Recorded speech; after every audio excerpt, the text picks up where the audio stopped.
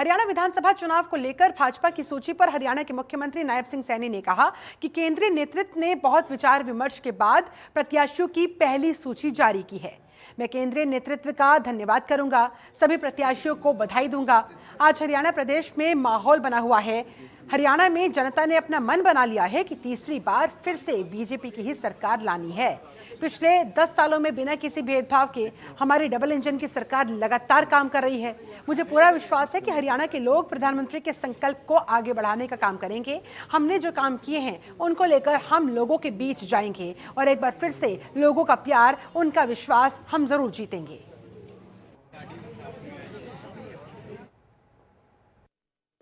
देखिए, भारतीय जनता पार्टी केंद्रीय नेतृत्व ने बहुत ही सोच समझ करके, विचार करके प्रत्याशियों को उतारा है। सभी प्रत्याशियों को मैं बहुत बहुत बधाई और शुभकामनाएं देता हूं। पहली लिस्ट जारी हुई है। पहली लिस्ट में 67 हमारे विधानसभा क्षेत्रों से प्रत्याशी आए हैं। सभी को मैं बहुत बहुत बधाई देता हूं। आज हरियाणा प्रदेश की जनता का आशीर्वाद, हरियाणा प्रदेश के लोगों का प्यार आज भारतीय जनता पार्टी के साथ है। पिछले 10 वर्षों में ये डबल इंजन की सरकार ने जो काम किए हैं, आज हर व्यक्ति उस बात की चर्चा कर रहा है। आज हर व्यक्ति ये चाहता है कि मोदी जी तीसरी बार देश के प्रधानमंत्री, मजबूत प्रधानमंत्री बने हैं। उनके दिशा निर्देश में हरियाणा में तीसरी बार सरकार लोगों ने मन बना लिया है कि हम बनाएंगे और हरियाणा भी विकास की और नई ऊंचाइयों को छुए। आदरणीय नरेंद्र मोदी जी के नेतृत्व में आदरणीय प्रधानमंत्री जी का जो संकल्प है, उन्होंने जो कहा है कि 2047 तक ये भारत, ये दुनिया का सिरमौर बनेगा, ये विकसित राष्ट्र बनेगा और उस विकसित राष्ट्र में हमारे हरियाणा के लोग उनके साथ कंधे से कंधा मिला करके बहुत बड़े मैंडेट के साथ तीसरी बार हरियाणा प्रदेश के अंदर सरकार बना रहे हैं। और मेरा लोगों से भी अपील है, ये लोकतंत्र का पर्व है। इस लोकतंत्र के पर्व में हम ज्यादा संख्या के अंदर हम ये सुनिश्चित करें, वोट अवश्य इस लोकतंत्र के पर्व में हम पोल करें। इसकी खूबसूरती, लोकतंत्र की इसकी मजबूती, जब हम इस लोकतंत्र के महापर्व में हिस्सा लेंगे। वहीं हरियाणा विधानसभा स्पीकर ज्ञानचंद गुप्ता ने जनतंत्र टीवी से खास बातचीत में कहा कि सबसे पहले तो मैं अपने राष्ट्रीय नेतृत्व का आभार प्रकट करता हूं, धन्यवाद करता हूं कि उन्होंने चौथी बार फिर से मेरे ऊपर अपना भरोसा जताया। और मैं अपने राष्ट्रीय और प्रदेश नेतृत्व पीएम नरेंद्र मोदी, अमित शाह, जेपी नड्डा, हमारे मुख्यमंत्री नायब सिंह सैनी, प्रदेश अध्यक्ष मोहनलाल बड़ोली को विश्वास दिलाता हूं कि जो उम्मीद उन्होंने मेरे ऊपर दिखाई है, जो विश्वास दिखाया है, इस पर मैं जरूर खरा उतरूंगा। देखो, बीजेपी के द्वारा कल अपनी पहली सूची जारी की गई, तो वहीं पंचकुला से चौथी बार जो विश्वास जताया गया है वो है ज्ञानचंद गुप्ता पे। उनसे बात करेंगे। सर पहले तो आपको बहुत बहुत मुबारक हो। सर, चौथी बार आपके ऊपर ये विश्वास जताया गया है, कैसे देखते हैं और कितना भरोसा है आपको अपनी जनता पे?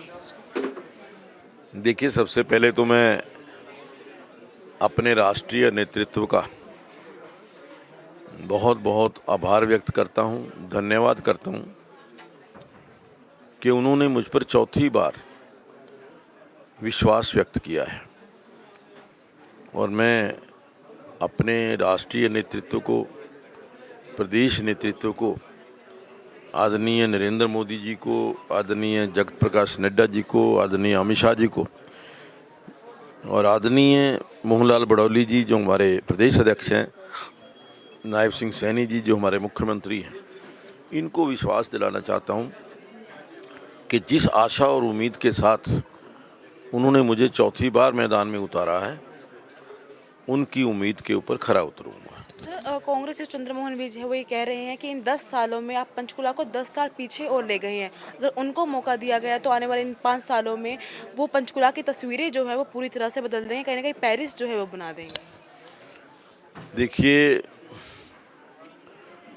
भाई चंद्रमोहन जी पहले 18 साल विधायक रहे, ये कार्यकाल तो केवल 5 साल का है। 18 साल के अंदर वो पेरिस क्यों नहीं बनाए, उन्होंने पंचकूला को पेरिस क्यों नहीं बनाया, किसने रोका था उनको? केवल विधायक नहीं, वो उप मुख्यमंत्री भी रहे। अगर 18 साल में पेरिस नहीं बना तो 5 साल में पेरिस कैसे बनाएंगे? वो लोगों के सामने खाका रखें। और जहाँ तक उनका ये कहना कि इन 10 सालों के अंदर पिछले जो पंचकूला पिछड़ा है या पीछे की ओर गया है, हमने जो 10 साल के विकास कार्य किए हैं उनके ऊपर एक बुकलेट जारी की है। 121 काम हमने लोगों को गिनाए हैं। भाई चंद्रमोहन जी, आप 18 साल तक विधायक रहे, कोई 18 काम जो पंचकूला के विकास की दृष्टि से आपने किए हो वो पंचकूला की जनता को बताएं, ताकि पंचकूला के लोग आप पर विश्वास कर सकें। मैंने बार बार कई बार ये मैं आपके माध्यम से भी, मीडिया के माध्यम से भी उनसे प्रश्न पूछ चुका हूँ कि वो कोई 18 काम 18 साल वो विधायक रहे, उन्होंने उस काल के अंदर किए हुए हैं तो लोगों को बताएं। सर इनेलो की बात करें या उनकी जेजेपी की बात करें, वो गठबंधन कर रहे थे, पर अब खबरें आ रही कि कांग्रेस भी गठबंधन कर सकती है, तो इसको आप कैसे देखते हैं? देखिए, तो मैं तो ये समझता हूँ कि कांग्रेस ने अपनी हार मान चुके हैं। जो कांग्रेस पार्टी ये कहती थी कि हमारे पास 2500 उम्मीदवारों की लिस्ट है जो कैंडिडेट बनने के लिए तैयार हैं, आज उनको आम आदमी पार्टी का सहारा लेना पड़ रहा है, आज उनको समाजवादी पार्टी का सहारा लेना पड़ रहा है।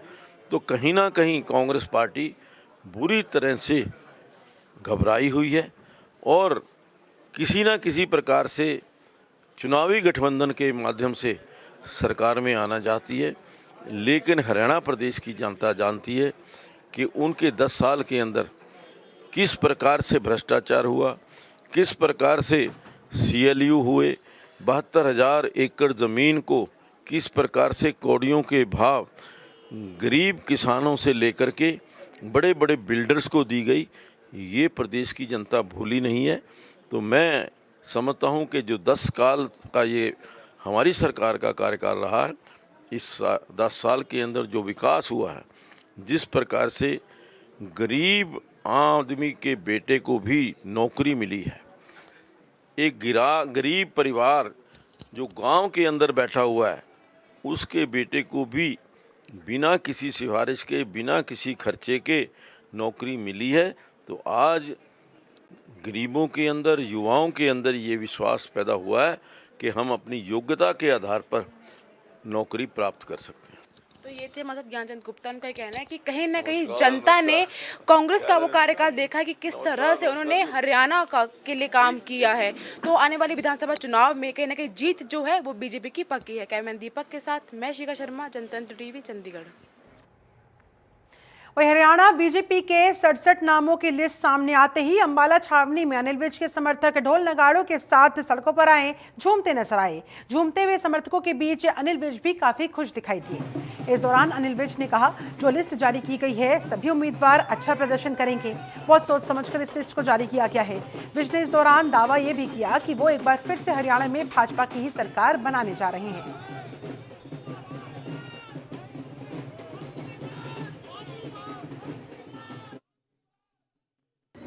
अच्छी सूची आई है। मोबाइल मैंने एक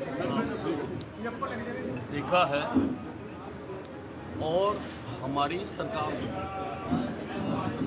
सब बाकी नाम जो हैं वो कब तक घोषित हो जाएंगे? वो भी जल्दी हो जाएंगे, प्रोसेस शुरू हो गया। 67 नाम आज घोषित कर दिए गए हैं और बहुत अच्छे नाम घोषित किए हैं। अच्छा सब अल्फाबेट ए से अंबाला, ए से अनिल विज, तो जीत जो है वो बड़ी, सबसे बड़ी वो अंबाला से शुरू होगी। बिल्कुल सर, ऑफिस का उद्घाटन कब तक कर देंगे? क्योंकि अब सूची आ चुकी है, लोगों में बहुत उत्सुकता है कि कार्यालयों का उद्घाटन कब तक हो जाएगा, नॉमिनेशन हम परसों सवेरे 10 बजे कार्यालय सर जो लोग लगातार आपके बारे में प्रचार कर रहे थे, विपक्षी प्रचार कर रहे थे कि अनिल विज को टिकट नहीं देगी, उनको क्या जवाब देना चाहेंगे आप? नहीं, अब मैं किसी को कोई जवाब नहीं देता। बहुत सारे प्रश्नों के उत्तर समय देता है और समय का इंतजार। सर जो एक जब बीजेपी में डिप्टो का चुनाव हुआ उस टाइम सिर्फ अम्बाला कैंट एक ऐसी सीट थी जहां एंटी इनकम्बेंसी ना के बराबर पाई गई। इसको लेकर पब्लिक को क्या कहना चाहेंगे जो आप पे विश्वास दिलाते हैं? देखिए, हम काम करते हैं, हम केवल चुनाव आने पर ही काम नहीं करते हैं। बीजेपी ने लगातार तीसरी बार अंबाला शहर विधानसभा सीट से असीम गोयल को अपना उम्मीदवार बनाया है। पार्टी द्वारा असीम गोयल को टिकट दिए जाने के बाद जहां असीम गोयल के समर्थकों का जोश और उत्साह सातवें आसमान पर है, वहीं टिकट मिलने के बाद आज असीम गोयल ने अंबाला शहर के सारे प्रसिद्ध धार्मिक स्थलों पर जाकर मत्था टेका और इस तरह से उन्होंने अपने दिन की शुरुआत की। इस दौरान भारी संख्या में इकट्ठा हुई महिलाएं वहां पर उनका भी आशीर्वाद उन्होंने लिया। इस दौरान कांग्रेस पर तंज कसते हुए वो कहते नजर आए कि नैतिक रूप से कांग्रेस चुनाव से पहले ही बाहर हो गई है। कांग्रेस में जितने भी उम्मीदवार सीएम के हैं उतने ही गुट बने हुए हैं। जो पार्टी अपना संगठन खड़ा नहीं कर पाई वो हरियाणा को क्या खड़ा कर पाएगी?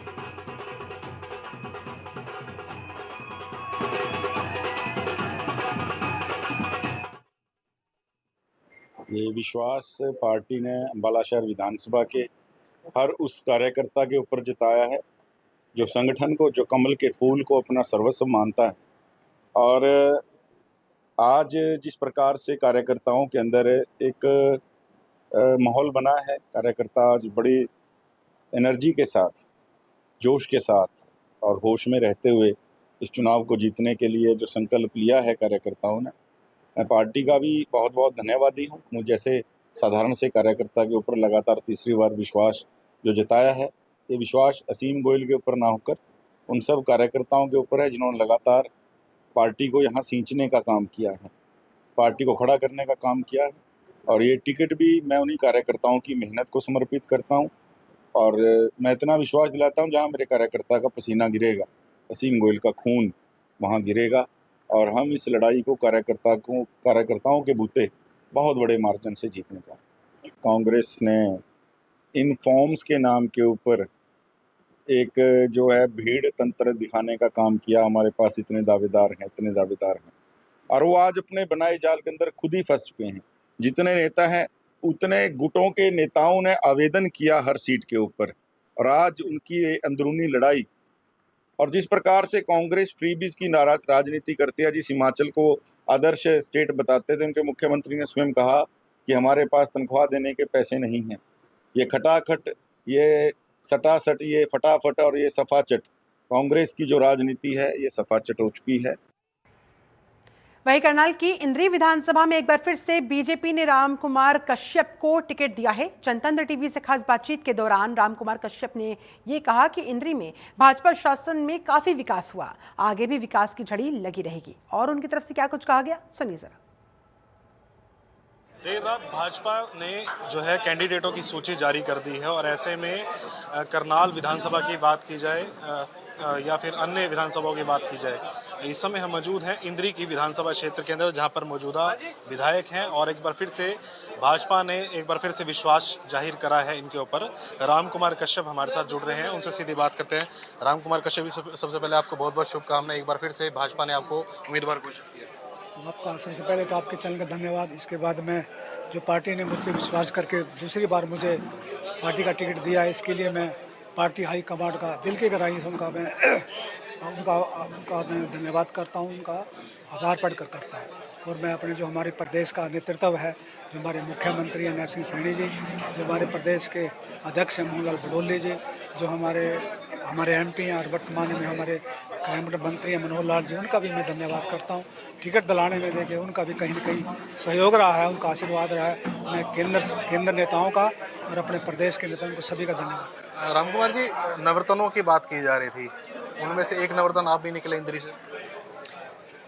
नहीं, ऐसा तो नहीं है। देखो, मैं तो एक छोटा सा कार्यकर्ता हूँ, ठीक है ना। पार्टी ने विश्वास किया है, पार्टी ने विश्वास किया है, तो मैं इसके लिए पुनः उनका धन्यवाद करता हूँ। अपने कार्यकाल के अंदर विधायक जी कितने पैसों का जो है अभी तक आपने जो है विकास करवाया अपने क्षेत्र में? पैसों का आंकड़ा तो मैं अभी नहीं बता पाऊँगा। बाकी देखिएगा, ये हमारी हॉस्पिटल हमारा बना इंद्री, हमारा ये जो हमारी कोर्ट की बिल्डिंग है ये बनी है, हमारी एसडीएम की बिल्डिंग बनी, डीएसपी की बिल्डिंग यहाँ पर बनी है, हमारी देखिए 4 लाइनिंग 10 हुई ये बनी है। इस प्रकार काफ़ी एक हॉकी का स्टेडियम बना हमारा, ठीक है ना, हमारे हल्के। जनता के बीच में जाएंगे, क्या कुछ मुद्दे लेकर जाएंगे, क्योंकि विकास आप कह रहे हैं काफ़ी करवा दिया, तो अब रह क्या गया? जो हमारे प्रदेश के मुद्दे होते हैं, जो लोकल मुद्दे हैं, उनको लेकर के हम हल्के में जाएंगे। जब लोकसभा का चुनाव होता है राष्ट्रीय मुद्दे में लड़ा जाता है, जो हमारे ये विधानसभा के चुनाव है, जो हमारे लोकल मुद्दे हैं उन पर जा कर के चुनाव लड़ा जाएगा। स्थानीय नेता हैं, कहीं ना कहीं बगावती सुर अपनाते हुए नजर आ रहे हैं, चाहे करनाल जिले की बात की जाए, करनाल विधानसभा की बात की जाए, या फिर अन्य विधानसभाओं की बात की जाए। आपकी ही विधानसभा की बात की जाए तो जो पूर्व में विधायक थे वो कहीं ना कहीं बागी सुर अपनाते हुए नजर आ रहे हैं। ठीक है, कहते कि उन्होंने अपने जो उनको जिम्मेवारी संगठन मिली उससे अपना त्याग पत्र दिया है। मैं समझता हूँ जो हमारी हाईकमांड है उनको स्वीकार नहीं करेगा और उनको कहीं कहीं बनाने का काम करेंगे और वो मान जाएंगे। एक अच्छे हमारे सीनियर नेता हैं, अनुभवी नेता हैं, मंत्री रहे हैं पहले में, तो वो हाईकमांड उनको उनसे बात करके उनको बनाने का काम करेंगे निश्चित रूप से। कारण क्या लग रहा है जो बगावती सुर आ रहे हैं? देखिएगा, मैं कारण देखो वही बता पाएंगे भी क्या कारण रहा है। देखिएगा, लोकतांत्रिक देश में हर पार्टी में हर एक को चुनाव लड़ने का अधिकार है, टिकट लेने का अधिकार है। अगर कहीं ना कहीं उसमें कहीं ऐसा हुआ है तो हो सकता है उसी वजह से उन्होंने कोई अपना ये त्याग पत्र दिया हो, तो समझता पार्टी हमारी जो है उसको कहीं ना कहीं मनाने का काम करेगी और वो मान जाएंगे, ऐसा नहीं है। कांग्रेस की बात की जाए, कांग्रेस के अंदर आखिर क्या कुछ आपको लग रहा है कि कौन सा जो चेहरा आपके सामने जो टक्कर दे पाएगा? ये पार्टी का मामला है, उनकी पार्टी का मामला, किसको लाते हैं, ये हमारी पार्टी का मामला किसको लाए और वो उनकी पार्टी का मामला है, वो जिसको लाएंगे। देखो इसमें मैं ज़्यादा टिप्पणी नहीं करूँगा भी कौन कैंडिडेट उनसे हो सकता है, ठीक है ना। जनता काफ़ी उत्साहित नजर आ रही है सब। बिल्कुल, देखिएगा आज आप देखिएगा ये जितनी जनता है आज मैसेज पे आई है, मैसेज पे हज़ारों की संख्या में यहाँ पर हमारे कार्यकर्ता हैं और सभी ने अपना देखा, ये दिल से आए हैं, इनके चेहरों से बता रहे हैं, इनके चेहरे पर आते हैं, ये अपने दिल से आए हैं, अपने खर्चे पे आए हैं। आकर के देखेंगे इन्होंने मेरे को बेहद सम्मान भी किया, मालों से स्वागत भी किया और इन्हें सभी ने विश्वास भी दिलाया जो कैंडिडेट को यहाँ से जिताने के लिए। अपील करना चाहेंगे जनता से ये अपील करा कहूँ, जिस प्रकार से जनता ने बीजेपी पार्टी में विश्वास करके आस्था दिखा करके तीसरी बार केंद्र में नरेंद्र मोदी जी के नेतृत्व में सरकार बनाने का काम किया, इसी प्रकार से प्रदेश में भी तीसरी बार जो है वो बीजेपी की नीति में विश्वास दिलाते हुए उसको तीसरी बार फिर जो सरकार बनाने का यहाँ काम करेंगे, ऐसी अपील मैं उनसे जनता से करता हूँ। तो बिल्कुल ये थे हमारे साथ इंद्री से विधायक, और आने वाले समय में जो चुनाव हैं उसमें कैंडिडेट भाजपा के हैं राम कुमार कश्यप, जिन्होंने साफ तौर पर बताया कि काफ़ी लंबे समय से विकास कार्य कहीं ना कहीं अपनी विधानसभा के अंदर करते हुए नजर आए हैं, और जो बगावती सुर जो स्थानीय नेता हैं वो अपनाते हुए नजर आए, कहीं ना कहीं उनको पार्टी के जो शीर्ष नेतृत्व है वो उनको मनाने का प्रयास करता रहेगा। जनतंत्र न्यूज़ के लिए करनाल से लक्ष्य वर्मा। वहीं कुरुक्षेत्र लोकसभा से जननायक जनता पार्टी के प्रत्याशी रहे पालाराम सैनी ने कांग्रेस का दामन थाम लिया। कांग्रेस के राष्ट्रीय महासचिव रणदीप सुरजेवाला के छोटे भाई सुदीप सुरजेवाला ने उन्हें पार्टी की सदस्यता दिलवाई। इस दौरान पालाराम सैनी ने कहा कि कांग्रेस के साथ मिलकर कैथल का विकास और करेंगे। बहुत अच्छा लग रहा है भाई साहब, बड़ी खुशी हो रही है, क्योंकि सबसे बड़ी खुशी मुझे इसलिए है कि 2004 से लेके और 2014 लग जो मेरा कैथल है, जहां मेरा जन्म हुआ है, जहां मैं पल पोस के बड़ा हुआ हूं, जहां मैंने पढ़ाई की है, कि मेरे कैथल ने 2004 से लेके 2014 के बीच में जो तरक्की करी थी, उस तरक्की को आगे बढ़ाने के लिए दोबारा फिर से मैंने कांग्रेस पार्टी ज्वाइन की है, क्योंकि रणदीप सिंह सुरजेवाला वो नेता हैं जो अपने हलके को आगे लेके जाएंगे। बात है भाई साहब, लोग उनसे सवाल करेंगे, पूछेंगे कि 5 साल में क्या किया। नया आदमी किसी को ला देते तो उसको कहने को ये होता जी मेरे को बनाओ फिर काम करूँगा। अब तो 5 साल का मौका लीला राम जी को कैथल शहर की जनता ने बड़ी आस से दिया था। अब अगले 30 दिन जब लोग जवाब मांगेंगे तो देखिए क्या होता है। तो 5 सालों में इतनी भाजपा ज्वाइनिंग हुई, जितनी दर झूठ के पुलिंदे, और क्या था। 5 साल ठगबंधन चला, जिसके जो सूत आई अगले ने वो काम किया, हरियाणा को लूटा, कैथल शहर को लूटा, इससे आगे कुछ नहीं। लोग जब कहते काम के लिए जाते तो अगले का एक जवाब होता, मेरी तो चलती नहीं, मेरी तो कोई सुनता नहीं। खुद के कामों के लिए खूब चलती, कोई दिक्कत नहीं। लेकिन जिन्होंने वोट देकर बनाया आपको, 72,500 वोट देकर किसी उम्मीद पे बनाया कि इलाके की, शहर की, गाँव की तरक्की होगी, सब धरे का धरा रह गया। अब उस बात का जवाब लोगों के बीच में आके देना पड़ेगा। आप देखिए आगे आगे होता क्या है। लीलाराम गुर्जर को टिकट मिलने का है। इस्तीफों का दौर तो कई दिन से चल रहा है। लीलाराम जी के आने के बाद ये और ज़्यादा बढ़ेगा। अभी देखते जाइए अगले 25 दिन में, 30 दिन में क्या क्या होता है। वहीं हरियाणा के सोनीपत में बीजेपी का टिकट कटने के बाद पूर्व मंत्री कविता जैन और उनके पति राजीव जैन के समर्थक बगावत पर उतर आए हैं। पूर्व मंत्री कविता जैन के समर्थकों ने इस दौरान मनोहर लाल के खिलाफ जमकर नारेबाजी की और निखिल विधान को टिकट देने का विरोध किया। यही नहीं, इस दौरान कविता जैन ने यह भी कहा कि हम 9 सितंबर तक का इंतजार करेंगे।